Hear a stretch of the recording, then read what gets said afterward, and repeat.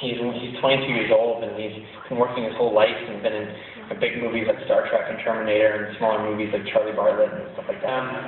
He's just fantastic, and there's so much depth with him. And in person, we spent 3 hours together, talked about the character, and talked about this process of filmmaking. And so yeah. And then I cast her randomly on Facebook, so here she is. Just kidding. All right, Felicity, come on.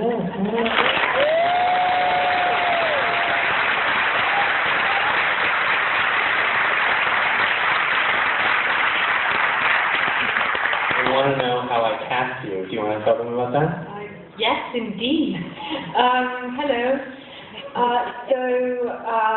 Spoke to Drake. I read the script, the scriptment, and then... The film is improvised by these wonderful actors. All the dialogue is improvised, based off of a very specific 50-page scriptment that we wrote. Yeah.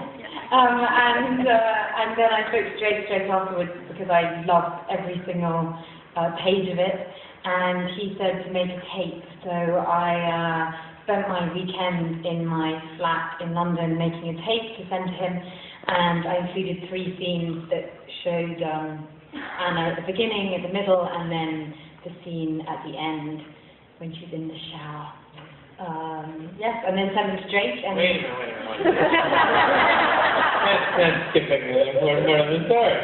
She got in her shower and set up a tripod in the shower, framed up a close-up on her face, and yes, very close, and did about a 5-minute take without any words, just when Anna's going through at the end of the film, and it was an extraordinary sort of expression for Anna. And I called you at 3 in the morning.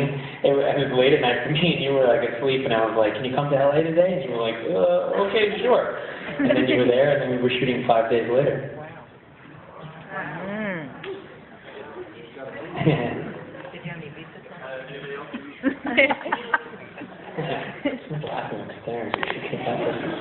Congratulations for making a wonderfully intimate film. Thank you. I just want to say, since the film is so intimate, if you wouldn't mind getting personal for a moment, what piece of imagery do you think most reflects a part of you that you've left on the screen in that film? Well, first of all, this guy's really loud and awesome. You should be on stage. Oh, okay. I will be there, Rachel. Okay, good. You'll be here all week during screenings, Q&As and stuff.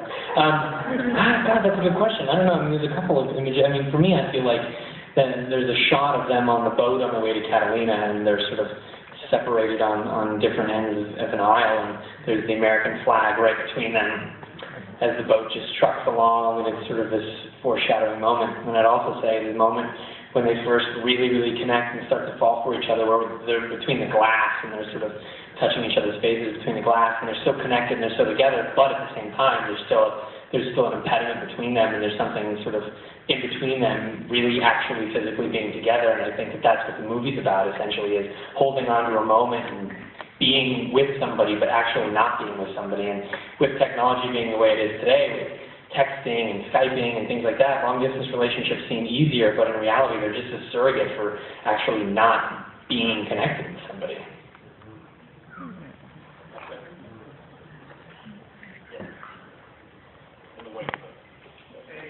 Nice outfit, man. That's a cool coat. Definitely struck a chord with me.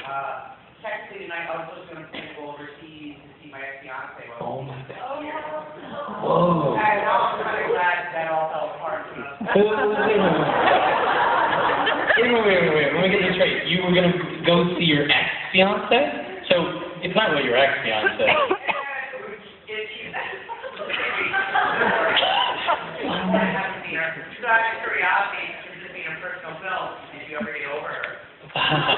Oh, that's a great question. First of all, you guys should move to Jamaica and start a family. And the answer to the question is not fully, because I think when you love somebody that much, they're always with you for the rest of your life, no matter who you love or what you do or who you're with. And that's what's special about something like this. And same thing for Anna and Jacob. No matter what happens to them, they'll always be with each other somehow, because they've changed each other's lives so much.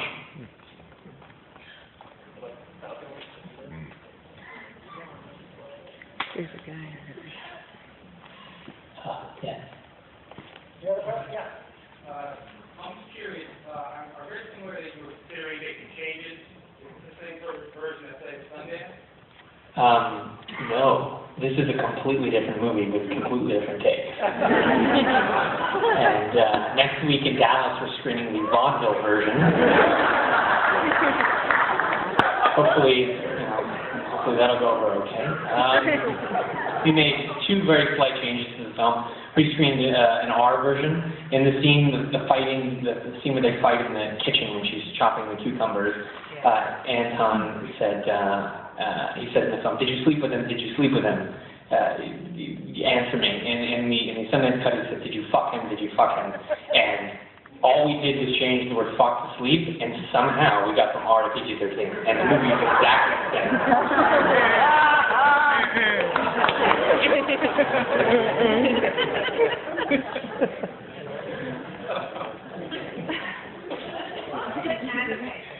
And with the images still standing still on the world around and all of that, how much of it is coming out of photography?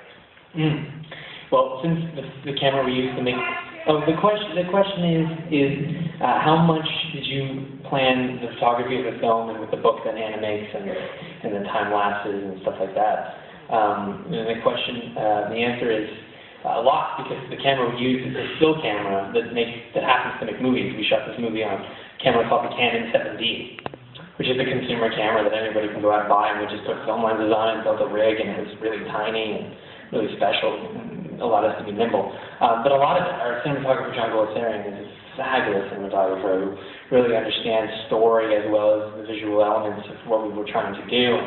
And all the time lapses where we were trying to show the passage of time with dissolves in the same shot, those were all really stylized, planned out moments, and then the rest of it was just sort of a discovery process of trying to find something truthful and organic. How long did it take you to develop the idea for how everything happened in the film? How long did it take you to actually get up to shooting? How long did it take you to produce the movie? We started writing the outline in March of last year, and then we were shooting in June, so a couple of months. Anything's possible. You just kind of work your ass off and get really lucky. I've been thinking about this movie for the past 10 years, so in a way the idea and the emotion of it's been sort of percolating inside of me as a person, and I just needed to make it because it was really inside of me. Yeah. Are you self-taught? Have you studied film anywhere? I learned how to make movies on the internet.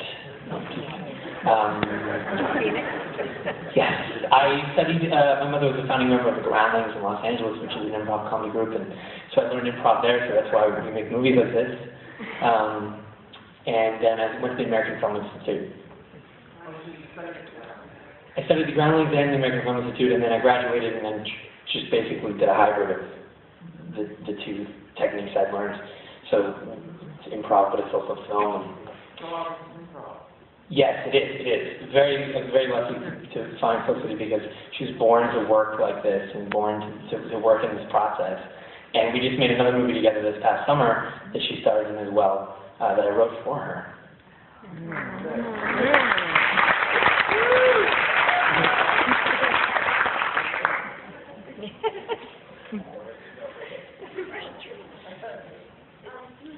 Particular method of shooting close-ups, because there were a lot of close-ups, and Felicity has very beautiful skin. Even her mother says you glow. Yes. Well, she's pregnant with Simon's baby for the second half of the film. I'm just kidding.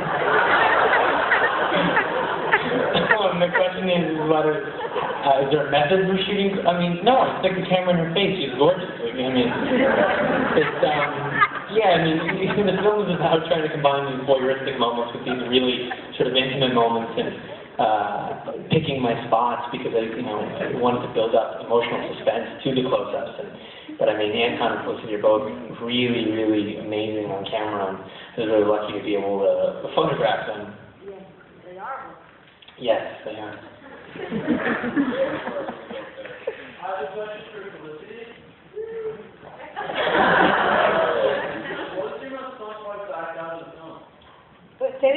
Sorry? Oh, what was the most fun part? Probably on the go-kart. That was about as fun as it got, and then it was just kind of intense and depressing for the rest of it.